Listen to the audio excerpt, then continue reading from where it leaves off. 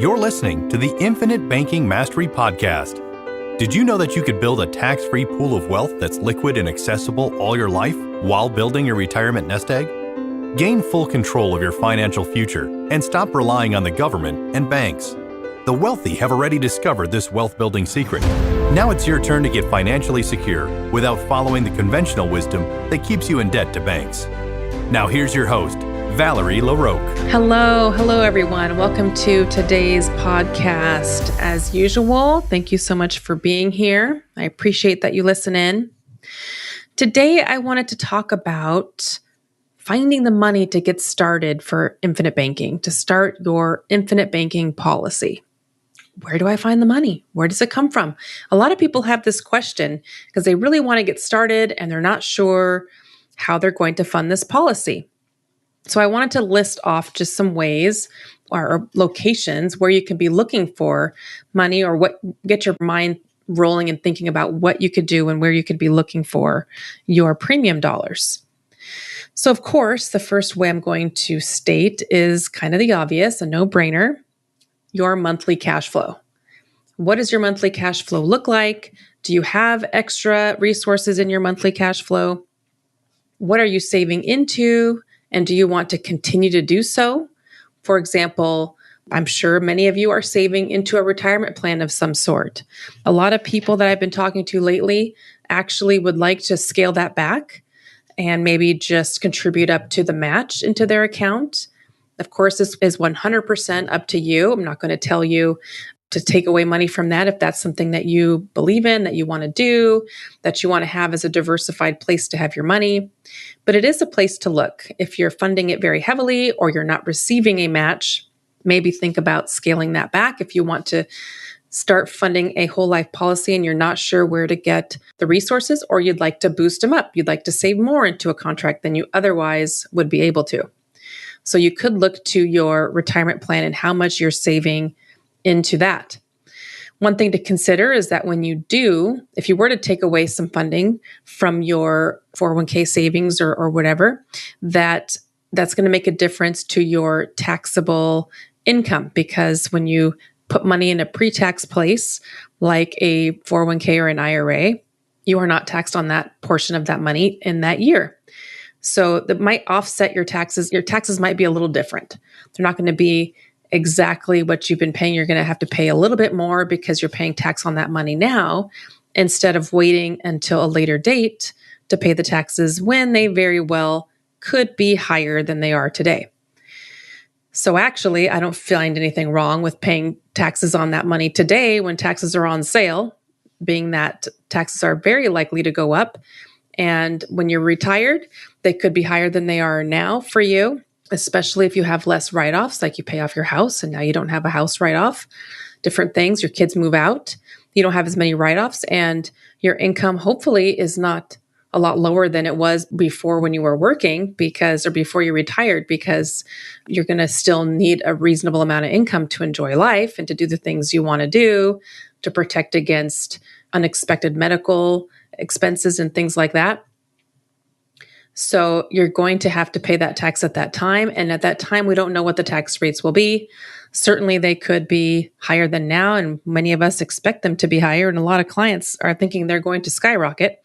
And so just having that protection, not having to be worried about, well, Uncle Sam could come and take a larger portion of my retirement dollars than I would expect them to right now when I'm saving that money away. So people think, oh, I like that deduction right now. The deduction's great this year. I don't want to pay so much in taxes. I want that deduction. And so people really like that. But also we got to keep in mind, what is the tax rate going to be later?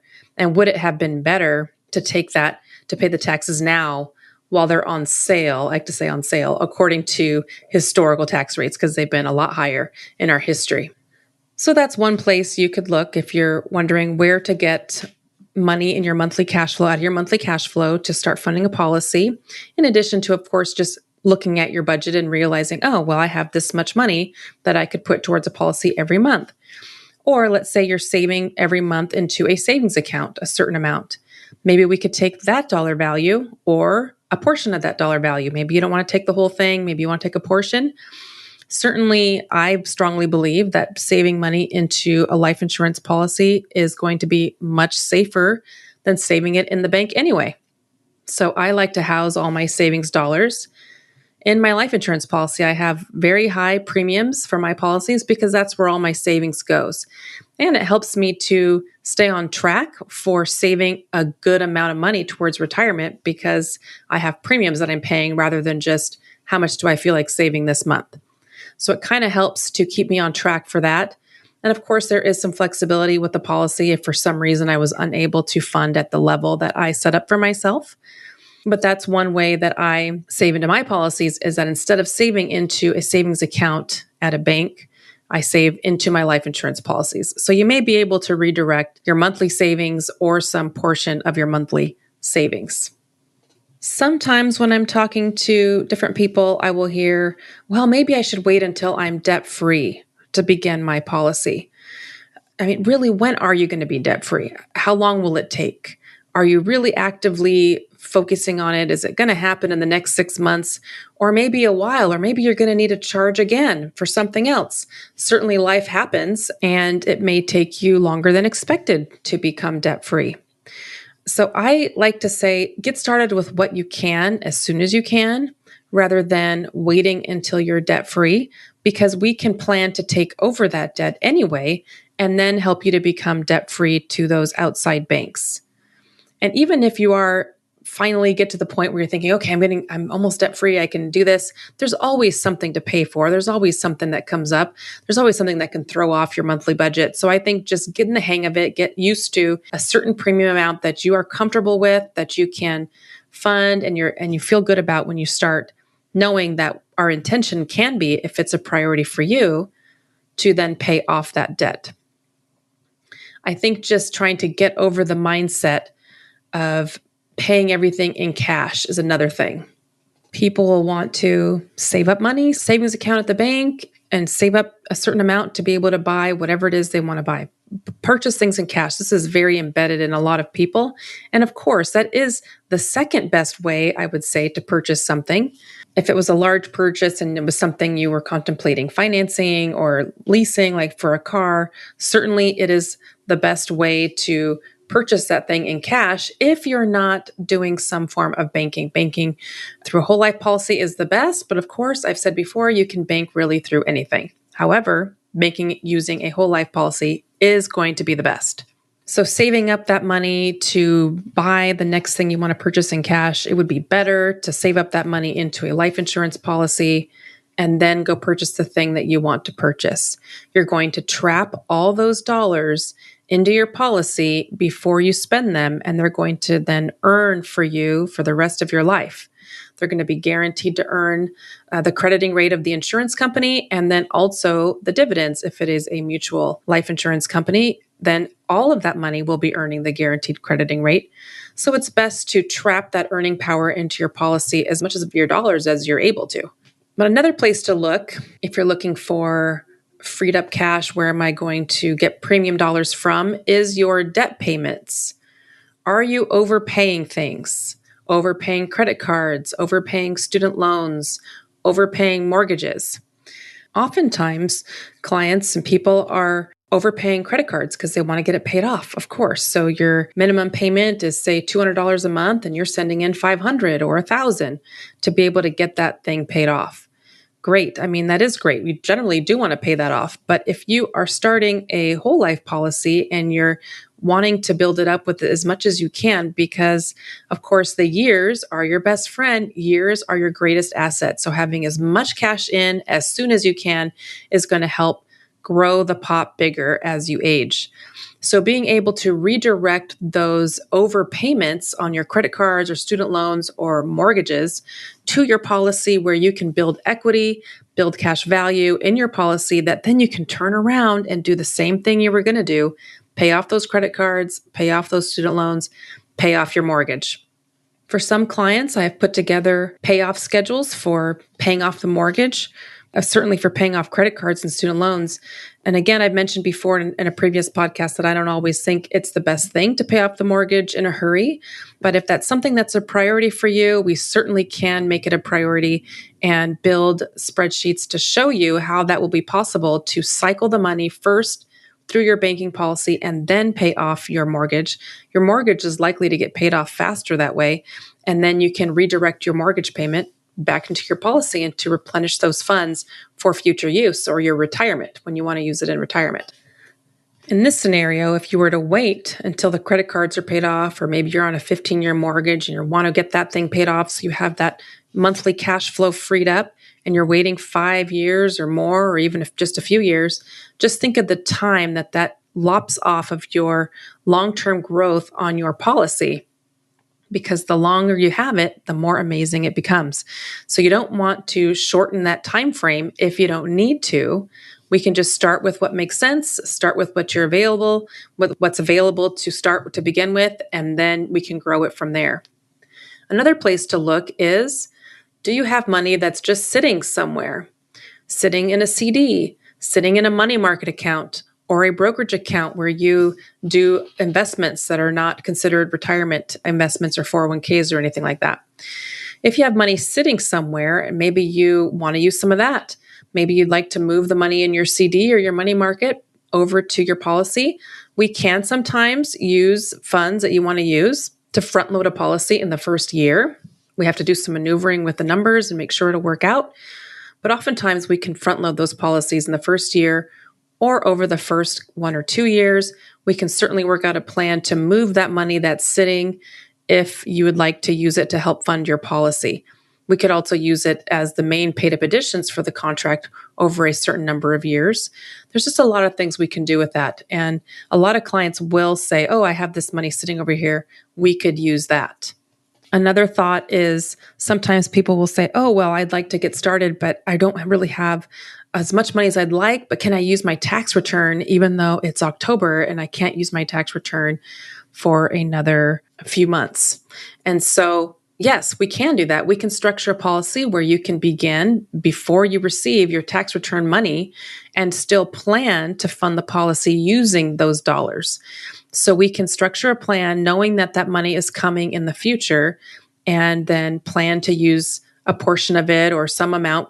We'll just plan together, pick a number that makes sense for your paid up additions, and we can use that money to fund your paid up additions for the year. And we could do that every year if that is what makes sense, or we can make a plan around that, or we could incorporate it into your funding plan going forward. Are you saving up money to put a down payment on real estate? We could use that money. You could decide to fund that money into your policy, turn around and buy that real estate. Now, of course, it will depend on how much of that money you need to buy the real estate, how soon, how close you are to buying the real estate. But we can make up a plan to use the money that you are saving up to buy or your real estate investments and then cycle it through your policy so that you don't lose the earning power on that for the rest of your life while you're also buying your other asset of real estate. Remember that this is an and asset. You can run your money through your policy. You can choose to do this and whatever other investment you are passionate about, such as something like real estate. You don't have to choose which one am I going to do. You can do both. You can use the money to fund your policy and then turn around and use the same funds to purchase your real estate. So basically what it comes down to is I wouldn't wait to start. I think it's important to start when you can. I think it's important for sure to start with a plan that makes sense. Even if you have really almost no money to fund a banking policy, we would start with term insurance or something to lock in your insurability to make sure that you have this as an option going forward. Nobody ever knows what's going to happen to their health tomorrow. And so locking in your insurability is a big deal. Even if for some reason you do need to wait 6 months to begin this or a year or longer, at least if you lock it in with a term insurance plan, you're able to then convert that plan later and begin your policy when you are able to.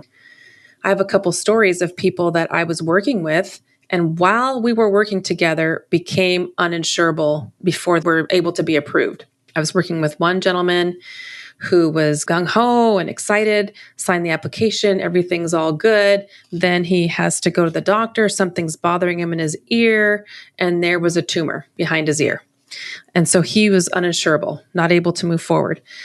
I have another person that I was talking with who was doing great, seemed to be in great health, energetic, fit, everything.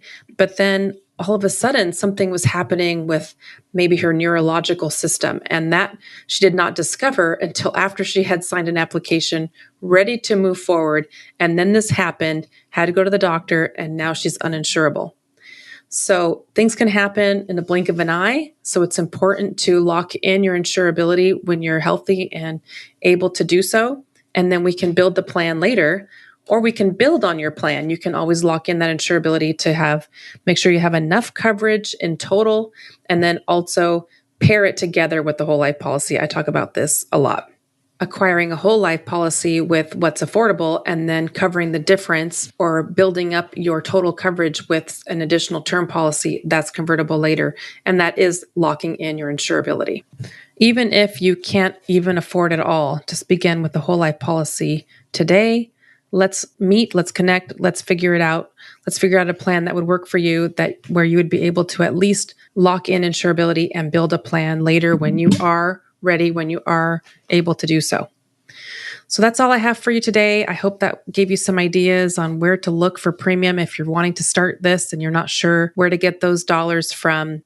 If you would like my help, if you would like to work with me and find out together how you could make this work for you and get a policy and a plan started for you and your family, please reach out. I would love to meet with you, love to talk with you. My email address for you to reach me is valerie@alphaomegawealth.com. And yeah, reach out. Let me know how I can help you. Hope you have a great week. Take care.